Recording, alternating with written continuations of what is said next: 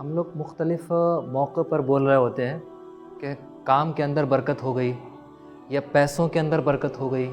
تو یہ برکت کیا چیز ہے؟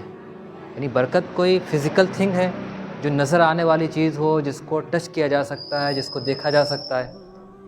تو اصل میں یہاں یہ سمجھنے کی چیز ہے کہ بہت سی چیزیں وہ ہوتی ہیں جو بیہائنڈ دا سین کام کر رہی ہوتی ہیں. برکت بھی اسی کیٹیگری میں آتی ہے. اور برکت کی اسلام کے اندر کیا امپورٹینس ہے، اس کا اندازہ آپ اس بات سے لگا سکتے ہیں کہ جب ہم کسی آدمی کو سلام کر رہے ہوتے ہیں، یعنی جس کا ہمیں حکم دیا گیا ہے، تو ہر ایک سلام کے اندر ہم اپنے مخاطب کو برکت کی دعا دے رہے ہوتے ہیں. السلام علیکم ورحمۃ اللہ وبرکاتہ، کہ تم پر سلامتی ہو، اللہ کی رحمتیں ہوں اور اللہ تعالیٰ کی برکتیں ہوں. ہر نماز کے اندر جب ہم درود شریف پڑھتے ہیں، درود ابراہیمی، تو اس کے اندر بھی ہم اللہ کے رسول صلی اللہ علیہ وسلم اور حضور صلی اللہ علیہ وسلم کی آل اولاد پر برکت کی دعا کر رہے ہوتے ہیں. اللہم بارک علی محمد وعلی آل محمد کما بارکت علی ابراہیم وعلی آل ابراہیم انک حمید مجید. اسی طریقے سے اللہ کے رسول صلی اللہ علیہ وسلم نے قنوت نازلہ سکھایا ہے ہمیں. یعنی حضرت حسن رضی اللہ تعالیٰ عنہ کو حضور صلی اللہ علیہ وسلم نے قنوت نازلہ سکھایا. تو اس کے اندر بھی اللہم اہدنی فیمن ہدیت وعافنی فیمن عافیت وتولنی فیمن تولیت وبارک لی فیما اعطیت. اے اللہ مجھے برکت عطا فرما دیجئے اس میں جو آپ نے عطا کیا ہے. یعنی جو اللہ تعالیٰ نے مال عطا کر رکھا ہے اس کے اندر برکت کو مانگا جا رہا ہے. اور ایسے ہی جو وضو کے درمیان کی دعا ہے، اللہم اغفر لی ذنبی ووسع لی فی داری وبارک لی فی رزقی، اس میں بھی آپ دعا کر رہے ہوتے ہیں اللہ تعالیٰ میرے رزق میں برکت عطا فرما دیجئے. تو اب برکت کیا چیز ہے یہ سمجھنا ہے. امپورٹنس تو بہت زیادہ ہے. برکت کے اصل میں اگر آپ لٹرل میننگ دیکھیں گے تو آتے ہیں بڑھوتری کے. برکت کے میننگ آتے ہیں باقی رہنے کے. یعنی برکہ اصل میں بنا ہوا برکتن سے، جس کے معنی آتے ہیں تالاب کے، تو اس میں پانی آ کے ٹھہر جاتا ہے. تو برکت کا مطلب یہ ہے کہ آپ کے پاس چیز آ کر ٹھہر جائے اور وہ بڑھتی رہے، بڑھنے کے ساتھ ساتھ آپ کو نفع پہنچائے. کبھی ایسا ہوتا ہے کہ وہ چیز تو آ رہی ہے لیکن آپ کے پاس باقی نہیں رہ رہی، ٹھہر نہیں رہی ہے. سیلری بہت زیادہ ہے، یعنی 1 لاکھ پر منتھ آدمی ارن کر رہا ہے، لیکن اس کے اخراجات اس طریقے کے لگے ہوئے ہیں، کبھی بیماری لگ گئی، کبھی کچھ مسائل پیش آ گئے، کوئی حادثہ پیش آ گیا، تو آ تو رہا ہے زیادہ لیکن ٹھہر نہیں رہا ہے. تو یہ اس کا مطلب یہ کہ برکت نہیں ہو رہی ہے. یا اور ایک مطلب یہ کہ وہ جو آپ کے پاس پیسے آ رہے ہیں وہ آپ کو فائدہ بھی پہنچائیں. یعنی کسی بھی چیز سے جو راحت مقصود ہے وہ انسان کو حاصل ہو جائے تو کہا جاتا ہے کہ اس کی برکت حاصل ہو رہی ہے. جیسے مثال کے طور پر ایک انسان ہے، اس نے بہت اچھا خوبصورت سا مکان بنایا، ٹھیک.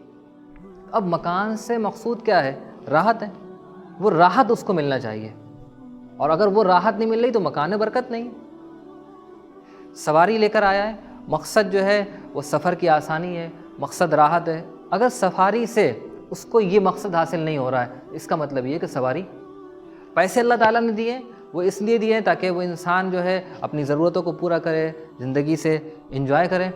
لیکن کوئی ایسی بیماری لگ گئی، مصیبت پیش آ گئی، ڈاکٹر نے بتا دیا کہ آپ کو مونگ کی دال ہی کھانا ہے اور سردی میں صرف ساگ کھانا ہے، تو وہی چیز ہے کہ برکت نہیں ہو رہی. تو ایک تو برکت کا مطلب یہ ہے کہ باقی رہنا. دوسری چیز میں نے بتایا کہ جو مقصد کسی چیز کا ہے، جو راحت کسی چیز کی مقصود ہے، وہ اس کو حاصل ہو جائے. اور ایک علماء یہ بتاتے ہیں کہ تھوڑے میں زیادہ کا کام ہو جائے. یعنی ایک آدمی وہ ہے جو بہت زیادہ پیسے کما رہا ہے، اگر آپ اس سے ملیں تو وہ آپ کو بتائے گا کہ یعنی فائنینشیل کنڈیشن اس کی بہت اچھی ہے، لیکن پھر بھی مہینے کے آخر میں اس کا تجوری خالی ہو جاتی ہے. مہینے کے آخر میں پھر بھی اس کو یہ شکایت رہتی ہے کہ خرچے پورے نہیں ہو پا رہے. اور ایک آدمی وہ ہے جس کی سیلری کوئی بہت زیادہ نہیں ہے، تھوڑی ہے، لیکن اس کے کام سارے ہو جا رہے ہیں. یعنی اس کے بچے بہت اچھی ایجوکیشن حاصل کر رہے ہیں، وہ بہت اچھا کھا پی رہا ہے، سارا کچھ ہے. تو یہ چیز ہے کہ تھوڑے میں زیادہ کا اس کا کام ہو جا رہا ہے. اور دوسرا میننگ علماء نے یہ بتایا ہے کہ کسی چیز سے جو راحت مقصود ہے وہ حاصل ہو جائے. اور اگلا پوائنٹ وہی ذہن میں رکھنے کا ہے کہ برکت والی ذات وہ اللہ تعالیٰ کی ہے. قرآن میں بار بار اللہ تعالیٰ فرماتے ہیں، یعنی برکت فتبارک اللہ احسن الخالقین، تبارک الذی بیدہ الملک، بابرکت ہے وہ ذات جس کے قبضے میں اقتدار ہے، تبارک الذی نزل الفرقان علی عبدہ لیکون للعالمین، بابرکت ہے وہ ذات جس نے اپنے بندے پر قرآن پاک نازل کیا، تبارک یا ذا الجلال والاکرام۔ تو آپ دیکھیں گے کہ اللہ تعالیٰ ہی کی ذات ہے جو برکت والی ہے، اور اللہ تعالیٰ ہی کی ذات ہے جو چیزوں کے اندر برکت ڈالتی ہے۔ یعنی برکت کا جو منبع ہے جس سے برکت آتی وہ اللہ تعالیٰ کی ذات ہے، اللہ تعالیٰ ہی برکت ڈالتے ہیں۔ تو ایک چیز تو یہ ہے کہ برکت یعنی ہمارا جو زیادہ فوکس رہتا ہے وہ رہتا ہے نمبرز کی طرف، یعنی نمبرز اس کی بھی اہمیت ہے اپنی جگہ پر، لیکن نمبرز سے زیادہ ہمیں دھیان رکھنا چاہیے اور خیال رکھنا چاہیے برکت کا، یعنی چاہے وہ ارننگ ہو یا چاہے وہ کوئی بھی چیز ہو، اس میں ہمیں یعنی ہماری زندگی سے برکت نکلی جا رہی ہے، یہ ہم ظاہر ہے اس کو محسوس بھی کر رہے ہیں۔ اور برکت کا تعلق صرف پیسوں سے ہی نہیں ہے، برکت کا تعلق جو ہے صرف مال و دولت سے نہیں ہے، برکت کا تعلق ہماری زندگی کے مختلف پہلوؤں سے ہے۔ یعنی آپ دیکھیں کہ اللہ کے رسول صلی اللہ علیہ وسلم سے صحابہ کرام نے شکایت کی کہ یا رسول اللہ انا ناکلو ولا نشبع، کہ حضور ہم کھانا تو کھا رہے ہیں لیکن پیٹ نہیں بھر رہا ہے۔ تو حضور صلی اللہ علیہ وسلم نے فرمایا لعلکم تفترقون، لگتا ہے کہ آپ لوگ جو ہے وہ الگ الگ کھا رہے ہو، مطلب یہ ہے کہ کوئی آدمی کسی ٹائم کھا لیتا، کوئی آدمی کسی ٹائم کھا لیتا، کوئی آدمی کسی ٹائم سپریٹ کھا رہے ہیں۔ تو صحابہ نے کہا نعم، قال فاجتمعوا علی طعامکم واذکروا اسم اللہ یبارک لکم فیکم۔ تو حضور نے فرمایا کہ اب آپ کو یہ کرنا ہے کہ سارے لوگ ایک ساتھ مل کر کھائیں، اور جب کھانا کھائیں تو اللہ تعالیٰ کا نام لیں، یعنی بسم اللہ پڑھیں، تو اس کی بنیاد پر اللہ تعالیٰ تمہارے لیے برکت دے گا۔ تو کھانے میں برکت۔ اسی طریقے سے آپ دیکھتے ہیں کہ حضور صلی اللہ علیہ وسلم نے دعا کی اللہم بارک لامتی فی بکورہا، اللہ تعالیٰ میری امت کے لیے صبح کے وقتوں میں برکت عطا فرما دیجیے۔ یعنی میں نے بتایا کہ برکت جو ہے وہ صرف رزق سے متعلق نہیں ہے، برکت یعنی پیسوں سے متعلق بھی ہے، برکت کا تعلق کھانے سے بھی ہے۔ اب یہاں آپ دیکھ رہے ہیں برکت کا تعلق وقت سے ہے۔ حضور صلی اللہ علیہ وسلم نے دعا کی اللہ تعالیٰ صبح کے وقتوں کے لیے میری امت میں برکت عطا فرما دیجیے۔ اور حضور صلی اللہ علیہ وسلم جب کوئی لشکر بھیجا کرتے تھے تو صبح کے وقت بھیجا کرتے تھے۔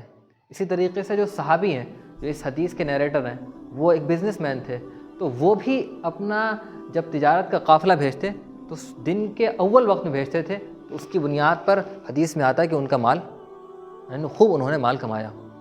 تو ہمیں جو ہے اس بات پر خیال رکھ۔ اب ہم لوگ کا حال کیا ہے؟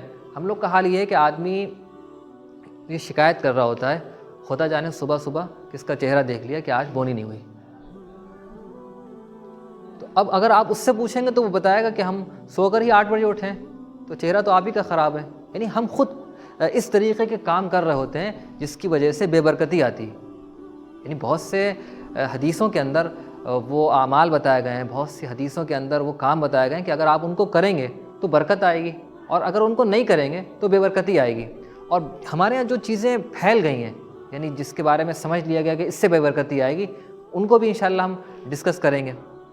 جیسے مثال کے طور پر کہتے ہیں کہ اگر آپ بیٹھے ہوئے چارپائی کے اوپر پیر ہلا رہے ہیں تو اس سے بے برکتی آئے گی، یا کچھ اور مہینوں کو منحوس سمجھا جاتا ہے، یعنی منحوس کا مطلب بے برکتی والا مہینہ۔ تو بہرحال وہ چیزیں تو غلط ہیں، لیکن ہاں حدیث کے اندر بہت سی چیزیں بتائی گئی ہیں جس سے برکت آتی ہے، اور بہت سی چیزیں ایسی بتائی گئی ہیں جن سے بے برکتی آتی ہے۔